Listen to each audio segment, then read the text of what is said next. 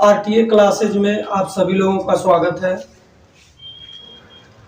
आप इस चैनल को सब्सक्राइब करिए, लाइक करिए। जो भी आपके समझ में न आता हो वह कमेंट बॉक्स में ज़रूर लिखिए, अपने मित्रों के साथ शेयर करिए।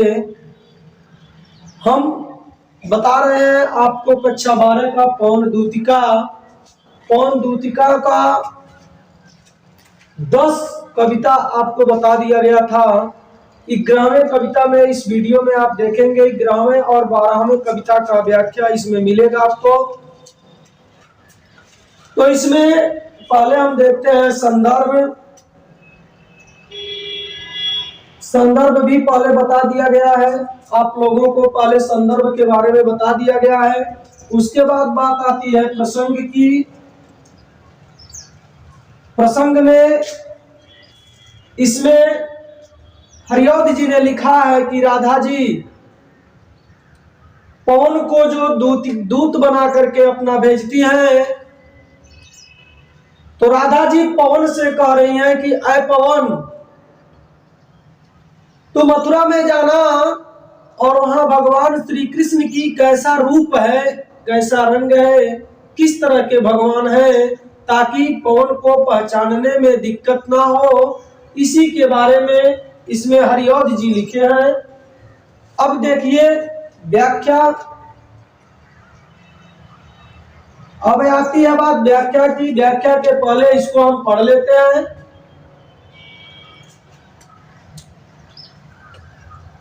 तू देखेगी जलद तन को जाकर वहीं तद गता हो, होंगे लोने नयन उनके ज्योति उत्कीर्णकारी, मुद्रा होगी वरण बदन की मूर्ति सी सौम्यता की, सीधे साधे वचन उनके सिक्त होंगे सुधा से, नीले फूले कमल दल सी गात की मुस्यामता है, पीला प्यारा वसन कट में पहचानते हैं कबीला, छूटी काली अलक मुख की क्रांति को है बढ़ाती, सद वस्त्रों में नवल तन की फूटती सी प्रभा है।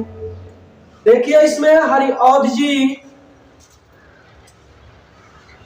पवन दूतिका को लिखते हैं, जिसमें राधा जी पवन को दूत बना करके भेजती हैं भगवान श्री कृष्ण के पास।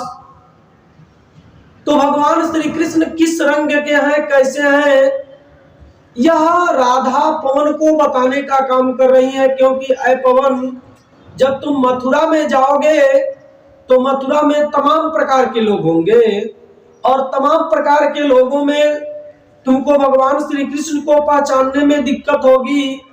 इसी के बारे में उन्होंने लिखा और भगवान श्री कृष्ण को बताने का काम वे करती हैं कि हमारे कृष्ण, हमारे भगवान, हमारे प्रभु, हमारे ईश्वर कैसे हैं, किस वेशभूषा में वहां होंगे। इसी का तो कैसे कहती हैं, इसको आप देखिए। तू देखेगी जलद तन, जलद तन माने होता है शरीर, तन माने होता है शरीर, और जलद माने होता है मेघ, मेघ जैसे शरीर वाले। तू देखेगी जलद तन, मेघ जैसे शरीर वाले, अर्थात भगवान श्री कृष्ण को। जा वहीं तदगता हो। राधा पवन से कहती है, ऐ पवन, जब तुम मथुरा में पहुंचोगी तो मथुरा में तुम बादल के समान शरीर वाले भगवान श्री कृष्ण को देखोगी। होंगे लोने नयन उनके ज्योति उत्कीर्णकारी। लोने माने होता है सुंदर, नयन माने आंखें। उनकी जो आंखें हैं वे बहुत ही सुंदर होती हैं। ज्योति, उनके आंखों से ऐसा आभास होता है कि प्रकाश निकल रहा है, ज्योति निकल रही है।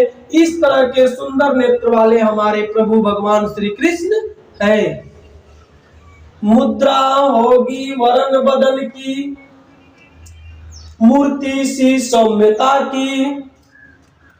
मुद्रा होगी वरन बदन की, बदन माने शरीर, उनके शरीर की जो मुद्राएं, उनके शरीर पर वेशभूषाएं आभूषणों से युक्त, आभूषणों से युक्त मूर्ति की सौम्य, एकदम ठीक ठीक मूर्ति के समान हमारे प्रभु। जिस तरह से एक मूर्ति में खूब सुंदर आभूषण पहना दिए जाते हैं और उस मूर्ति को सजा दिया जाता है तो बहुत ही सुंदर लगता है, ठीक उसी प्रकार मेरे प्रभु बहुत ही सुंदर बदन के और आभूषणों से युक्त सजीले, बहुत ही सौम्यता सुंदरता को प्रकट करते हैं। सीधे साधे वचन उनके सिक्त होंगे सुधा से, और उनका वचन बोली जो होगा वो बहुत सीधा साधा। आप तुम्हारा पवन, तुम्हारा हृदय जो है वो शांत हो जाएगा, प्रफुल्लित हो जाएगा, खुश हो जाएगा भगवान श्री कृष्ण जी के सुंदर वचन को सुन करके। आगे देखिए 11 का व्याख्या हो गया।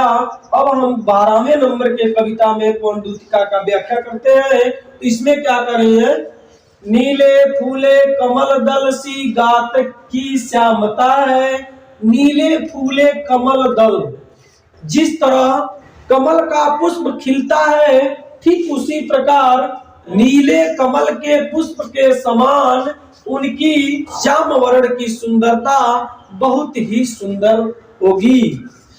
पीला प्यारा वसन कटी में पहनते हैं फबीले, और पीला पीतांबर को धारण किए हुए, कटी कमर में करधनी पहने हुए और पीतांबर को धारण किए हुए भगवान श्री कृष्ण बहुत ही सुंदर लगते हैं। फबीला माने उनको अच्छा लगता है, फबता है, पहनते हैं तो बहुत ही अच्छा लगता है। छूटी काली अलक मुख की क्रांति को है बढ़ाती। अलक माने होता है बालों की लट, जो उनके सर पे घुघराले बाल हैं, वे बाल उनके मुख की सौम्यता को प्रकट करता है, सुंदरता को प्रकट करता है, जो कि बहुत ही क्रांति, उनके मुखमंडल की क्रांति को बढ़ाने का काम करता है और बहुत ही अच्छा लगता है। ऐसे हमारे प्रभु पवन तुमको वहां मिलेंगे। सद वस्त्रों में नवल तन की फूटती सी प्रभा है। सद वस्त्रों, सद वस्त्रों, नवल, नवल माने होता है नवीन, सद वस्त्रों माने वस्त्र, वे नए पीतांबर वस्त्रों को जो धारण करते हैं वह ऐसा आभास होता है कि प्रभात का समय आ गया। जैसे जिस प्रकार सूर्य हमारा निकलता है और सूर्य जब निकलता है तो उसकी पंखुड़ियां खुल जाती हैं और सूर्य की लालिमा युक्त किरणें जब हमारे भूमंडल पे पड़ता है तो बहुत ही सुंदर लगता है।